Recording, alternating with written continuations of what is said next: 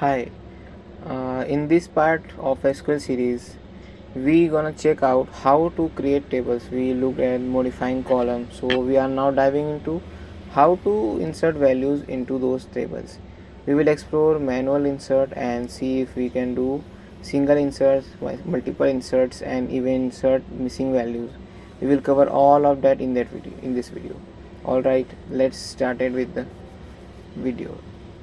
Alright, we have a table called student details that we have created over 5 columns. Now in these 5 columns we are going to insert 5 values. So check out the statement for this. We are inserting into the student details table. When we insert, we need to specify the values in the same order as the column. We are using the same sequence as the column for the values. Got it? The student ID will be part of the data. We need to consider the input. The student ID is an integer, so it's gonna just 1 comma and first name goes here. It indicates something like some text that defines it. We will give data code with the first name in the column and last name in other column, just like that. Next, we have to specify precision and like 5 decimal places, so 5 2 would be 2. For example, I'm saying it's 400 now. Okay, next is the joining date. We going to provide how we created this as a date table.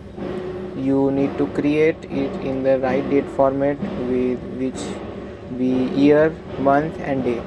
So something like this, 2004 to 15. Now we run this, we get an insert. This is single insert. The details I provided here be inserted, but now I need to say it should be multiple insert, right? So let's keep it here. Let's take care of this. And next I'm going to give you another parenthesis open to Jennifer. Actually it's already here, so okay, last name. If you get the piece, I'm giving you a joining date and the same date for 300. Okay, let's wrap this up. I have already given you one, but when it gets inserted it will only be 2, so that's we need to change this to instead of 3. Now what else I am going to send Gayatri? You are going to get the initial G piece with a joining date of 600 and the 7th. So what's to do with the insert, where we can add as many as we want. The insert are done. Now I'm going to check what I've selected. I ran the select statement for the students details. It looks like I've inserted Priam and this, so those 3 are showing up for me. All good for the multiple insert. Now I'm going to check if I can insert anything without joining date data from this. Let me show you.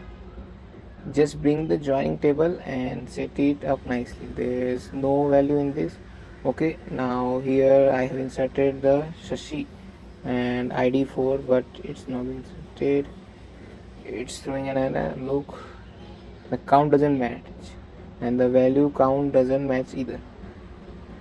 Value count, but we can still insert it. Here's how.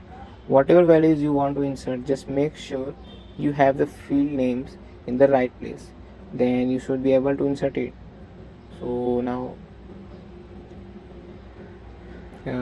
I've given the students first name and last name, so you can insert the student ID for 4.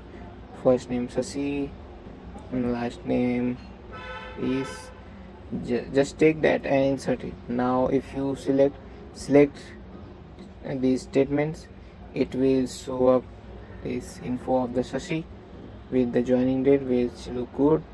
We can definitely insert it. So this is the method to insert values into the table. We will go into more details about this in the next video. How can we update or delete a specific piece of data, how can we select it, and how can we filter it based on conditions. We will cover all that in the next video.